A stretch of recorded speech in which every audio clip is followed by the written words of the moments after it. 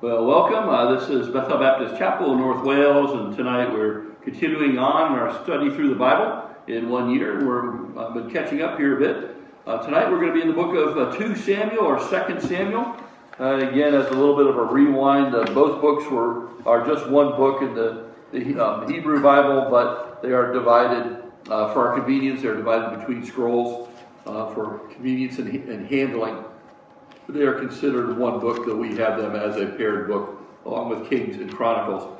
Just to maybe reiterate something I started to say last time, I couldn't find my words. I think I put it in the notes on the video. The books of 1 and 2 Samuel and 1 and 2 Kings each recover. The books of 1 Chronicle is equivalent to 1 and 2 Samuel. 2 Chronicles is equivalent to 1 and 2 Kings. Now they'll have a different focus, but there is overlap between the books, and that's going to play in tonight, because as we study David, we'll see David again in Kings, we'll see David again in Chronicles, and so we're not going to stop at every little point in his life and have all the details here as we go through this. 1 Kings will finish up the life of David, but we'll not hit everything, and we'll cover things as we go through again. So where are we? We're on page 51 of our book and our notebook. So the book of 2 Samuel is the book of David's reign. It opens with David reigning in Judah immediately after Saul's death. And there the book does not, the book closes just before David's death. We'll read that he was old and stricken in years in 1 Kings 1.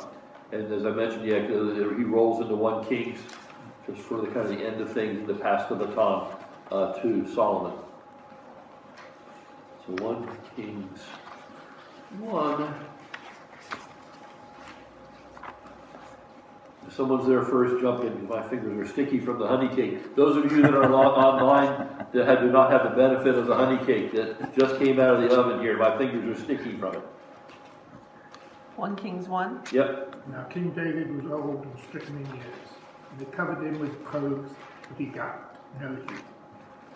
And then we'll see also in 2 Kings, 1 Kings 2, 10 and 11, it says, so David slept with his fathers and was buried in the city of David. We'll find out that is Jerusalem. And in the days that David reigned over Israel were 40 years. 7 years reigned he in Hebron, and 33 years reigned he in Jerusalem. So again, this will tie into that. So what is the period then? So it's going to be the reign of David. That will be 40 years. We just covered that. We also get a second look at it from 2 Samuel 5. And it basically is going to restate that, but a little bit different. Doing one little piece of information here in 2 Samuel 5. Verses 4 and 5. You get a little summary there. David was 30 years old when he began to reign, and he reigned 40 years. In Hebron, he reigned over Judah 7 years and 6 months. And in Jerusalem, he reigned 33 years over all Israel and Judah. So we see in Kings, they just chop off the 6 months, but in general round terms, these are the time frames involved. So a wonderful reign. It's one of the longer reigns for an Israelite king. All right, and then 2 Kings 2, 10 and 11, we read that, and it's 7 years and 33 years. So the authorship of 2 Samuel, it's debated, I could say far from certain, though the likeliest person for doing this, or people for doing this, would be Nathan and Gad. Nathan certainly knew David very well, and certainly would have been able to write with his abilities. Let's turn to 1 Chronicles 29 and 30. If someone's there first, jump in. Len, looks like you're there. No. 1 Chronicles 29, 29, and 30. It reads, now the acts of David the king, first and last, behold, they are written in the book of Samuel the seer, and in the book of Nathan the prophet, and the book of Gad the seer, with all his reign and his might, the times that went over him, and over Israel, and over all the kingdom of the countries. Excuse me, my eyes. I know what's going on here. Put your glasses on. More power. Captain Kirk, we must have more power, Scotty. Yes, much better.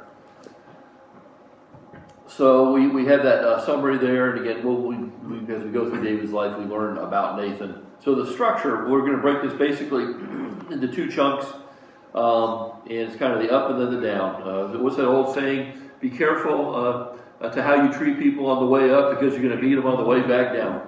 And so David's triumphs, chapters 1 through 12. His troubles will be chapters 13 through 24. And his troubles are going to be self-inflicted, as you probably know the life of David. Note the book divides itself right in the middle of the narratives and in the middle of David's 40-year reign. Thus, there are two 12-chapter chunks here that we'll go through. So the central message for the life of David, there's a lot of ways you could divide this up. But in the big picture, triumphs turn to troubles through sin. But let's start with the good. So the first 12 chapters we'll find, and I like the way he says this, it's easy to get bogged down in all the details and the events. He is going to skim over this. Not really good to go chapter by chapter, but he'll call, again, key facts out. And then as we continue through Kings and Chronicles, you can't help but to tap on David again. There's so much he does. And it's interesting as we look at, this will be kind of David, the ruler, come from shepherd to king. When we get into Kings, it's going to be a little more of the political side of David. And then we get to Chronicles, we're going to see a big focus on the temple, which is the overall focus of the book of Chronicles. So kind of different aspects of his life. So at Hebron, chapters 1 through 4, this is a time of civil war in Israel, the greater nation. Judah and will, of course, accept David as their king immediately. The rest of the kingdom will say, no, we still want one of Saul's heirs to lead us. And that will be kind of choreographed by some of Saul's leading men. So David reigned at Hebron for 7 years and 6 months. Again, over Judah only, because the other tribes wouldn't accept him as his successor. In Israel, all the tribes other than Judah had decided to have their own king. So if we look at 2 Samuel 2, 8 through 11, not very far away. But Abner, the son of Ner, captain of Saul's host. So we're going to see a very strong personality here. He took Ishbosheth, the son of Saul, and brought him over to Mahanaim, and made him king over Gilead, and over the Asherites, and over Jezreel, and over Ephraim, and over Benjamin, and over all Israel. Ishbosheth's son was 40 years old when he began to reign over Israel, and reigned 2 years. But the house of Judah followed David. Let's see, we're going to go down to 11. And at the time that David was king in Hebron over the house of Judah was 7 years and 6 months. So again, we keep tapping on that time frame there. It tells us to go to 2 Samuel 3:1. And we'll see just this statement, which does synopsize it. And now there was a long war between the house of Saul and the house of David, but David waxed stronger and stronger. The house of Saul waxed weaker and weaker.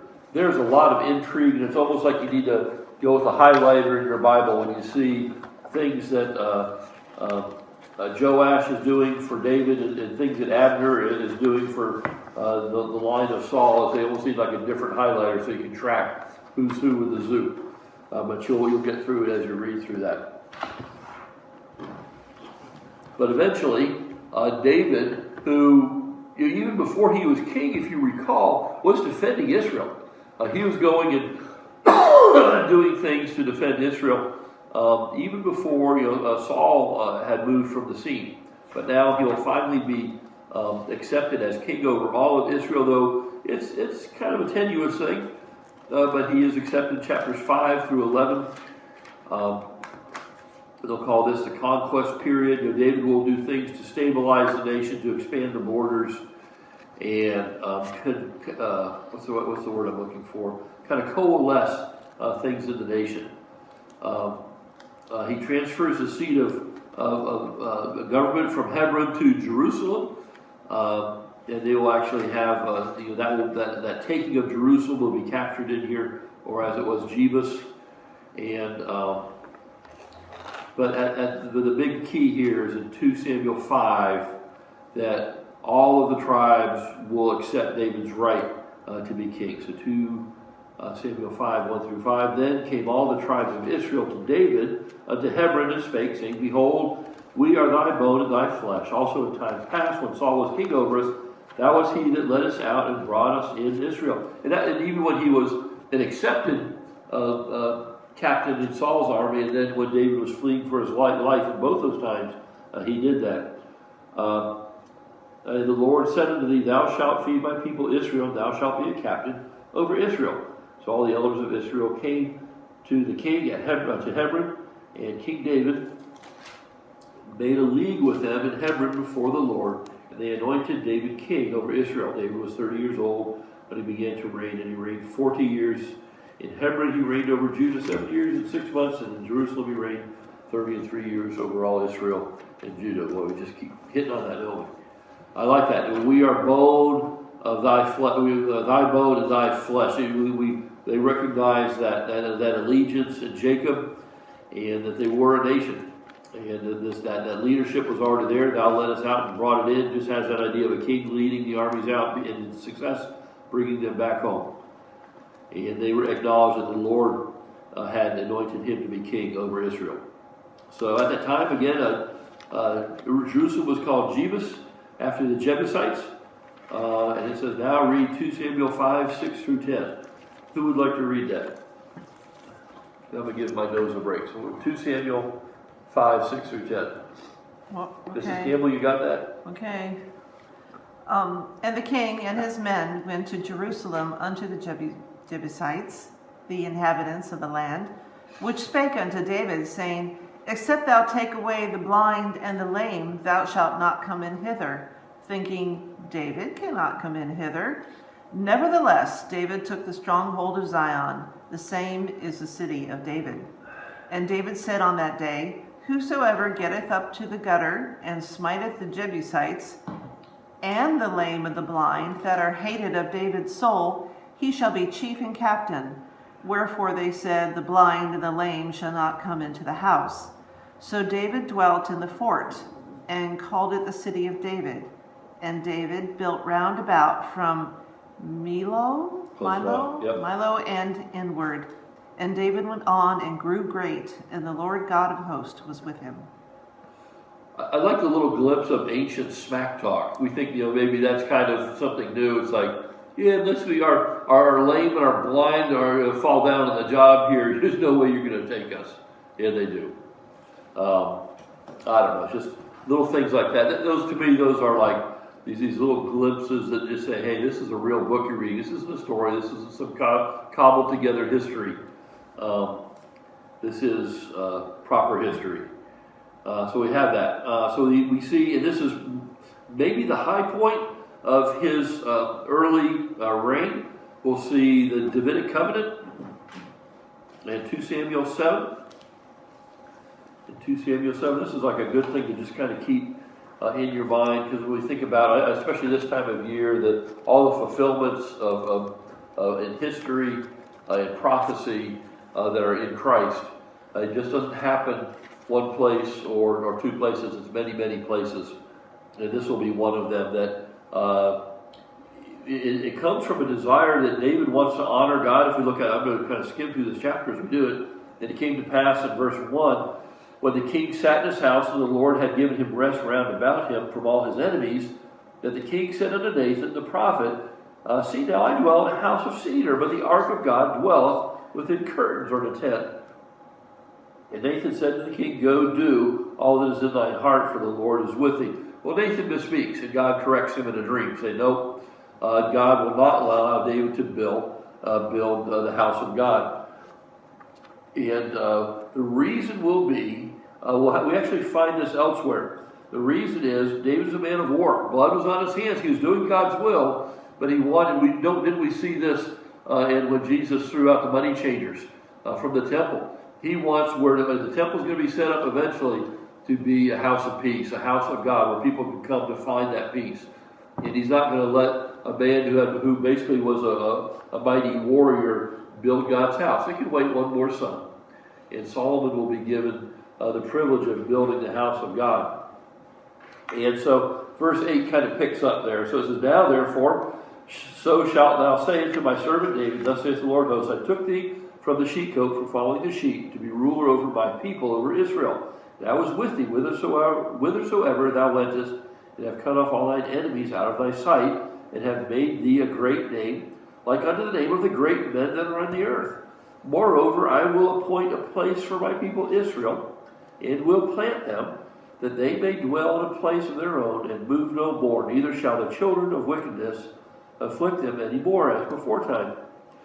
And as since the time that I commanded judges to be over my people Israel, and have caused thee to rest from all thine enemies, also the Lord telleth thee that he will make thee a house. And here it comes, he will make thee an house. And when thy days be fulfilled, and thou shalt sleep with thy fathers, I will set up thy seed after thee, which shall proceed out of thy bowels, and I will establish his kingdom.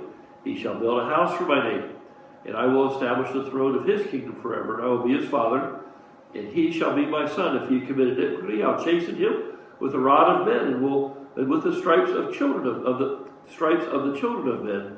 But my mercy shall not depart away from him, as I took it from Saul, whom I put away before thee. And one more verse. And thine house and thy kingdom shall be established forever before thy throne. Before thee, thy throne shall be established forever. What are some of the... Okay, he wants us to read some other things first. There's just a lot in there, and we're going to we'll tap on this. But let's go to Isaiah 11:1. This is like, let's split this up. Mary, take Isaiah 11:1. Mark, take Jeremiah 23:5. And Len, Ezekiel 37:25. And I'll go to Luke.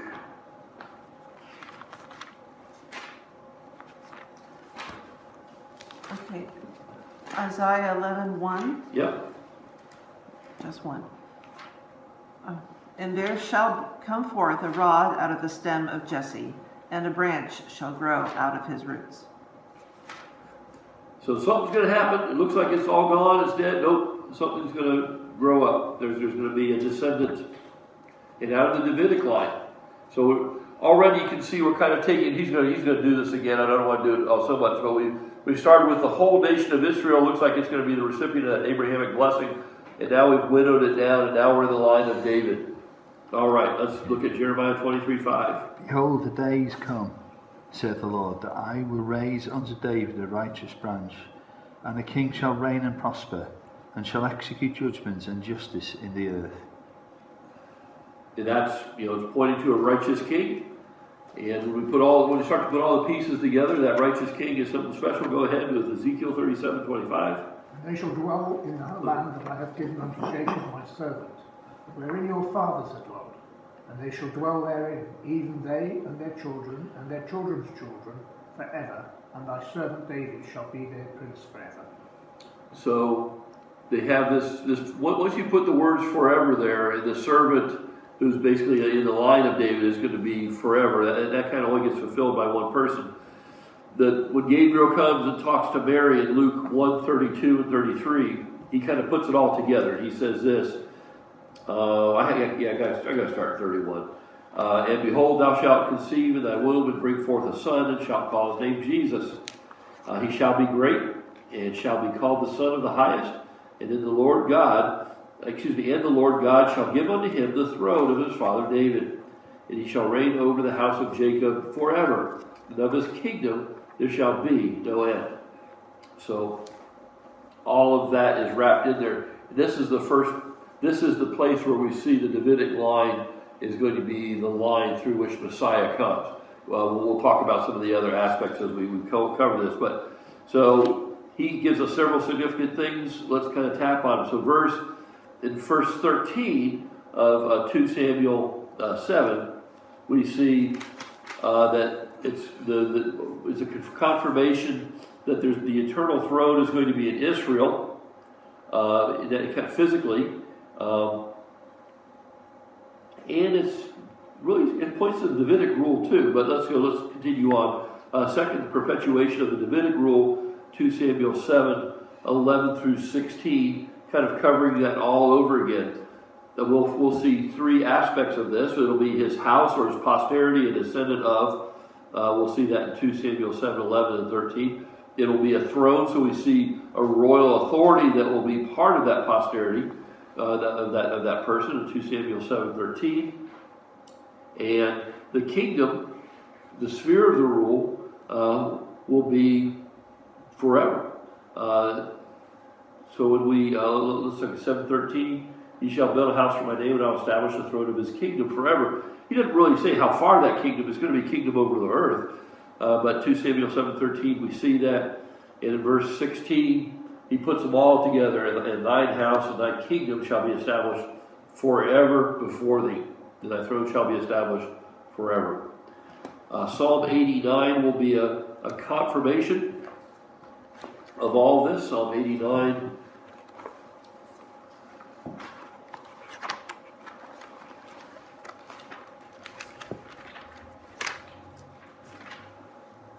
One more page. Psalm 89, 3, 4. Read. I have made a covenant with my chosen. Well, this is like a summary of it. I have made a covenant with my chosen, that is David, and I have sworn unto David my servant. Thy seed will I establish forever, and build up thy throne to all generations. Selah. Again, that Selah, stop and think about it. In verses 20 through 37, I have found David my servant. With my holy oil have I anointed him. With whom my hand shall be established, mine arm also shall strengthen him. The enemy shall not exact upon him, nor the sons of wickedness afflict him. And I will beat down his foes before his face, and plague them that hate him. But my faithfulness and my mercy shall be with him, and in my name shall his horn be exalted. I will set his hand also in the sea, and his right hand in the rivers. And that's just showing kind of the extent of that reach. He shall cry unto me, Thou art my Father, my God, and the rock of my salvation. Also I will make him my firstborn, higher than the kings of the earth. My mercy will I keep for him forevermore. My covenant shall stand fast with him. His seed also will I make to endure forever, and his throne as the days of heaven. And if his children forsake my law and walk not in my judgments, if they break my statutes, keep not my commandments, then will I visit their transgressions with the rod and their iniquity with the stripes. Nevertheless, my loving kindness will I not utterly take from him, or suffer my faithful to fail. My covenant will I not break, nor alter the thing that has gone out of my lips. Once I have sworn by my holiness that I will not lie. Once I have sworn by my holiness that I will not lie unto David. His seed shall endure forever, and his throne as the sun before me. It shall be established forever as the moon, and as a faithful witness in heaven. Selah. And we stop there. Wow, that's a great summary. And one of the things we see, this is, so we had the first, it's a divine confirmation of this throne in Israel. Second, it's going to be a Davidic descendant. Third is unconditional. If you read, and even before we go to the book of Acts, everything that's in there is, I'm going to do this. And he even writes, if they sin against me, if they turn their ways from me, I will bring them back. I will judge them. I will chastise them. Not to destroy them, not to cut them off as he did to Saul, but it will be done. So there's no conditions on this covenant. So what we call unilaterals from God to man, and there's absolutely no conditions that man can do or cannot do that it will be broken. This is kind of like the Abrahamic covenant. There's no conditions on it. God is going to do those three things: the land, the nation, and the blessing. And Abraham could do nothing to break that, and his descendants could do nothing to break that. That land, by the way, Israel is their land. Okay. It's unconditional. What do we see in Acts 2:29 through 31? Acts 2.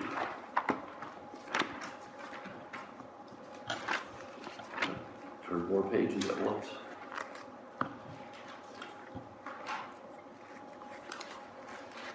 All right, it's going to be a little lesson here from Peter.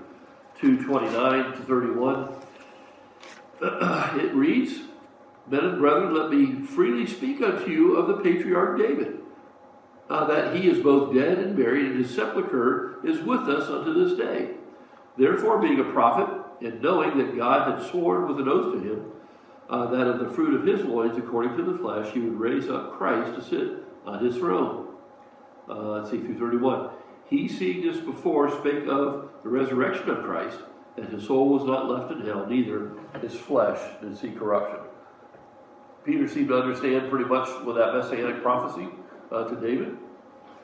It is fulfilled in Messiah in Acts 15, 14. Did anyone flip over there that wants to read? 15, 14. Yeah, through 17. And a certain woman named Lydia, a seller of purple of the city of Thyatira, which... Oh, I've got the wrong one. 15, yeah, I'm on 16. Sorry. 15. Simeon, I think is where it starts. Yeah, Simeon hath declared how God at the first did visit the Gentiles, to take out of them a people for his name. And to this agree the words of the prophets, as it is written, after this I will return, and will build again the tabernacle of David, which is fallen down, and I will build again the ruins thereof, and I will set it up. 17 as well. Yes. That the residue of men might seek after the Lord, and all the Gentiles, upon whom my name is called, saith the Lord, who doeth all these things. Known unto God are all his works from the beginning of the world. So, Messiah is the fulfillment of all these things, that history that goes all the way back. Fourth, it's a sure prophecy of Christ. The first such prophecy was made to Adam in Genesis 3:15. I'm not going to go back there, but basically, what does it say? It says there will be born of the seed of woman, which is an interesting statement by itself. One that will be crush Satan's head. Satan's going to bite his heel, but that man will crush Satan's head. I'll tell you who wins that. If someone bites my heel and I crush its head, the one that got his head crushed loses that encounter. Yes, there's, and we do see that Satan was able to put Christ to death through the Roman Empire and the Jews in our sins, but Christ had victory over that, over sin and death through that. So we see this. What we're going to do now is start to trace the path. So it starts that there will be a descendant of Adam, or actually Eve, which is said there, but still a descendant of Adam that will be that deliverer. That we call that the proto-evangelon, euangelion, I guess we would say. The very first gospel there at Genesis 3:15. We'll see that Abraham is given the promise in Genesis 22:18. So we see from all mankind down to Abraham, and the promise for a deliverer is coming. And in thy seed shall all the nations of the earth be blessed, because thou hast obeyed my voice. That blessing will be nothing less than Christ. We'll see that it will be linked to the tribe of Jacob, and also it will be linked to the tribe of Judah. I'm a little surprised it just doesn't say Judah there, but it will go to Jacob in 49:10. This will be as the blessings are being handed out. We get a curious prophecy for Judah. The scepter shall not depart from Judah, nor a lawgiver from between his feet until Shiloh come, and unto him shall the gathering of the people be. So that scepter, that sign of leadership, the king there, so that in the tribe of Judah is where that resides. And now when we get to 2 Samuel, we see out of all the tribe of Judah, it will be David and his descendants. So we see the development of, in these words of prophecy, that for Adam it will be a race in general, Abraham, within the race Israel, and within Jacob, one tribe of the nation of Israel, or of Jacob to Judah, then to David, to one family in that tribe. So we'll see David's reign at its highest end, moving on to chapters 8 through 10. He's victorious and on every hand. He will take the lands of Saul. If you're to look at this on a map, he'll take Saul's land, or all the land originally. He will expand the borders and subdue the neighbors. So chapters 8 through 10. Yet we know this is where things are going to turn, though. So 2 Samuel 11. It'll see his first sin. 2 Samuel 11, verses 3 and 4. Actually, I think his first sin starts up in verse 1. It came to pass after the year was expired, at the time when kings go forth to battle, that David sent Joab and his servants with him and all Israel, and they destroyed the children of Ammon and besieged Rabbah. But, that little word, but David tarried still at Jerusalem. And then, yes, in his excess time there, David sent and inquired after the woman. And one said, Is not this Bathsheba, the daughter of Eliam, the wife of Uriah the Hittite? And David sent messengers and took her. She came in unto him. They lay with her, for she was purified from her uncleanness, and she returned unto her house. Well, what's sad is, what is the old saying? Sin will take you further than you want to go, keep you longer, cost you more than you're willing to pay, and keep you longer than you're willing to stay, or however you want to line those up. And David is a classic example of that. So not only does he commit adultery with Bathsheba, he now has to try to cover up his sin. And he brings Uriah back. Uriah has too much honor to enjoy comfort while his troops are in the field. And he will not go in to be with his wife. And so David's plot fails. And even when he's drunk, Uriah will still crawl back to the guard shack and sleep with the other people in the military.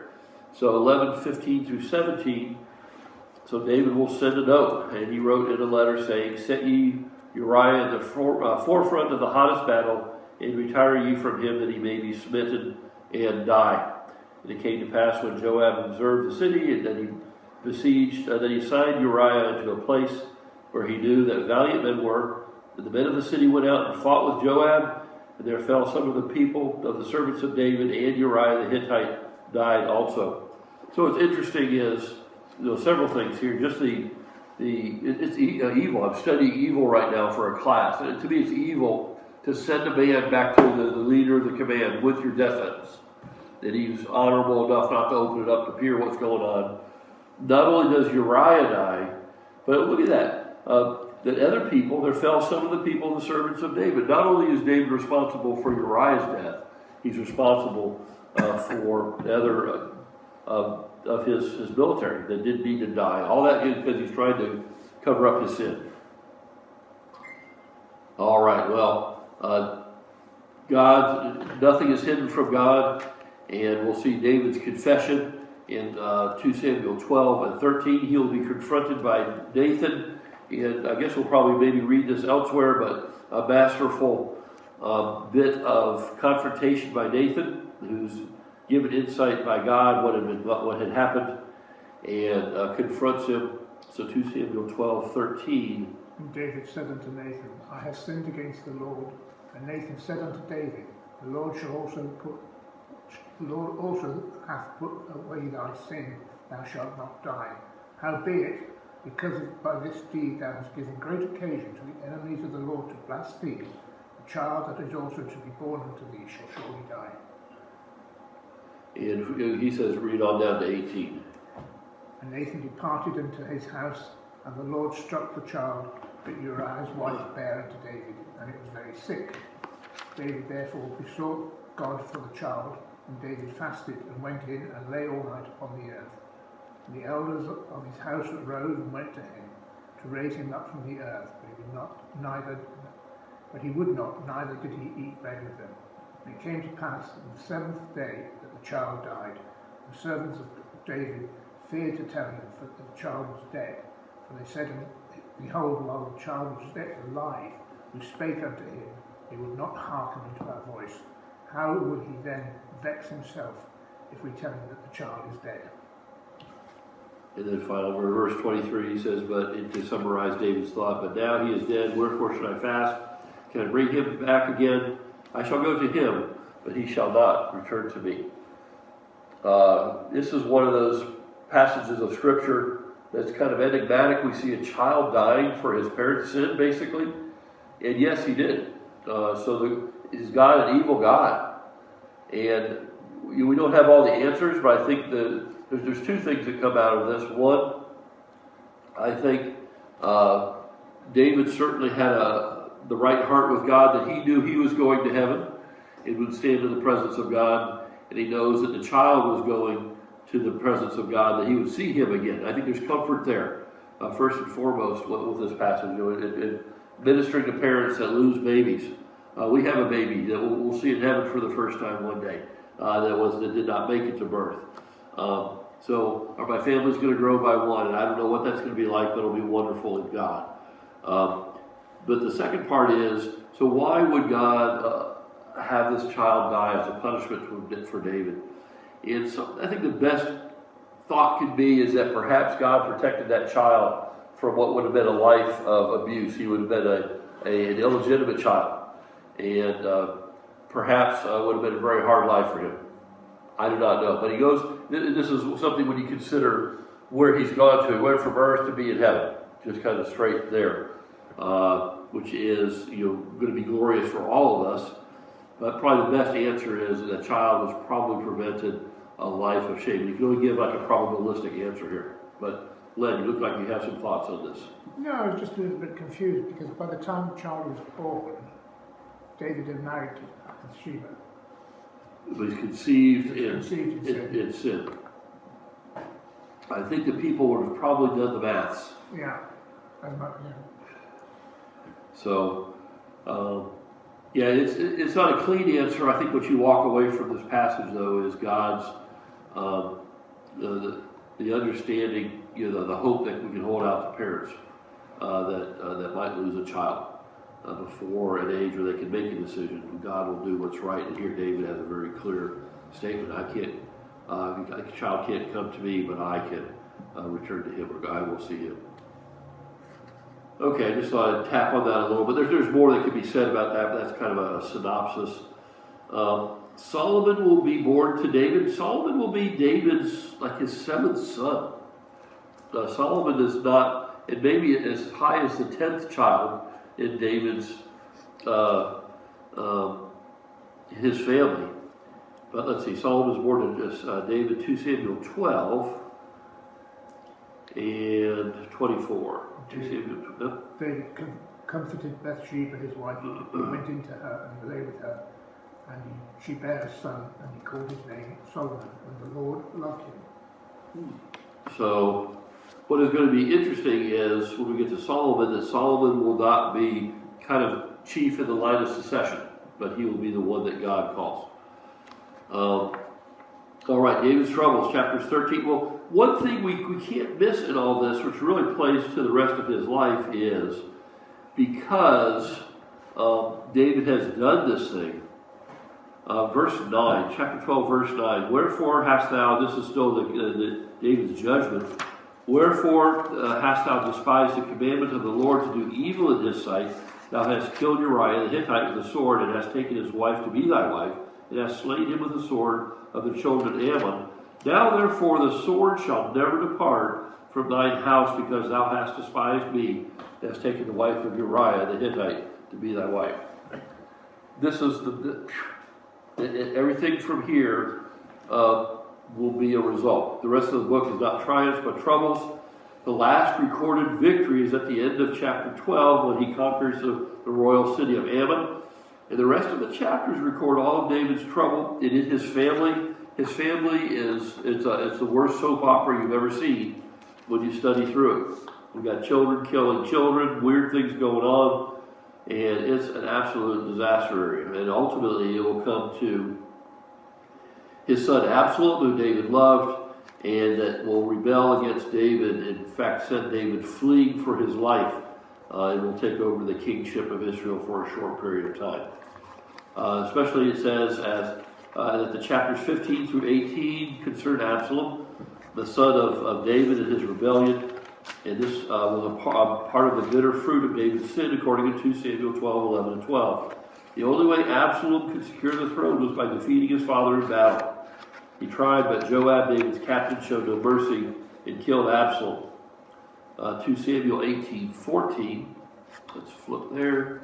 18:14 says, Then said Joab, I may not tarry thus with thee. And he took 3 darts in his hand and thrust them through the heart of Absalom while he was yet alive in the midst of the oak. Absalom fleeing, his hair gets caught in a tree, and Joab, the chief of his military, takes care of business.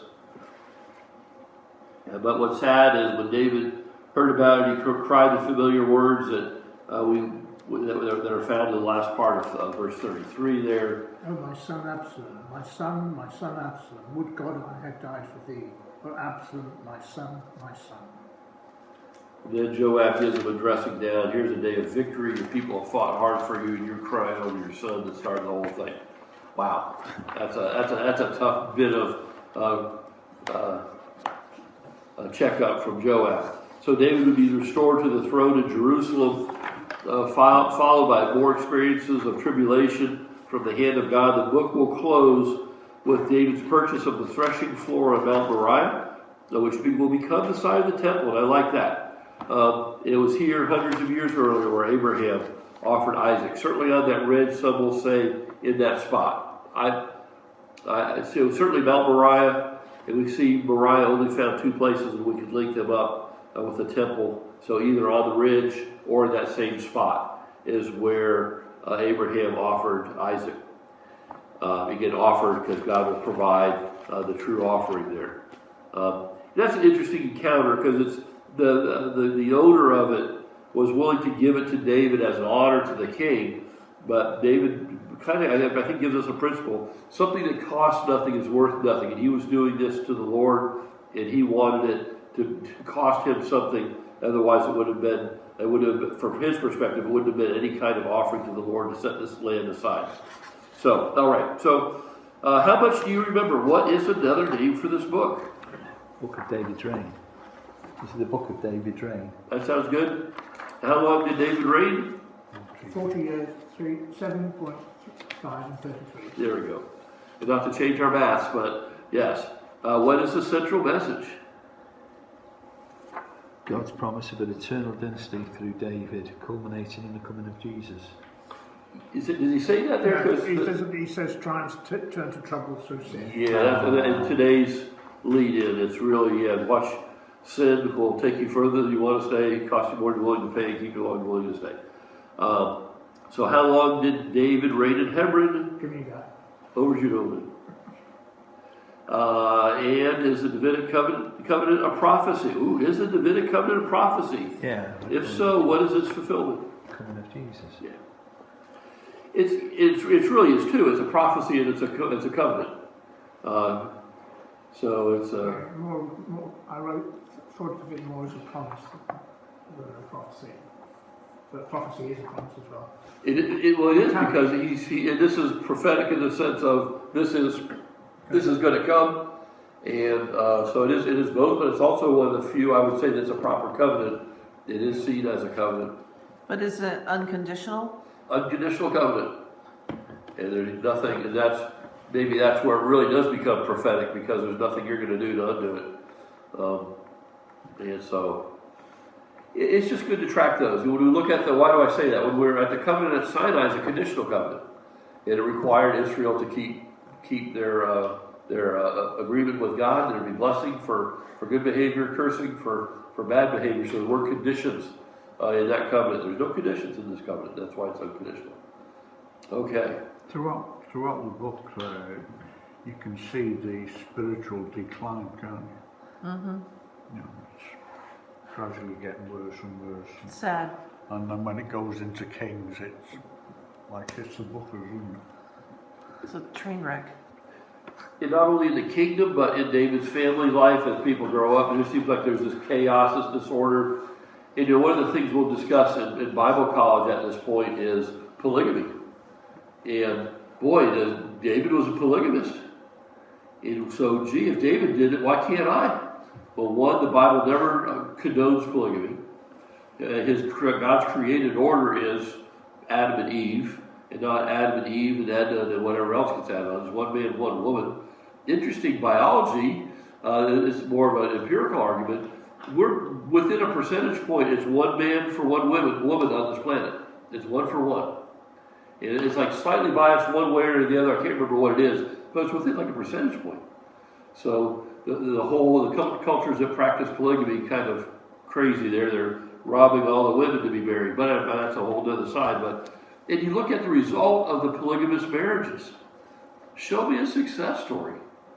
I mean, even David. I mean, David starts great. Abigail. I mean, what a great wife. She defends her family, even though her husband was a schnook. That's a technical term. When Nabal gets killed, David says, "This is a good woman to have. You should have stuck with her." But no, David does a polygamy. You look at his family. You have incest. You have murder. We have fighting. We have ultimately you have a what's the word? He tries to overthrow the throne. Boy.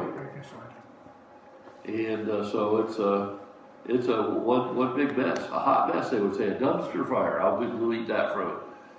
So, okay, we're through. It's only 7:30.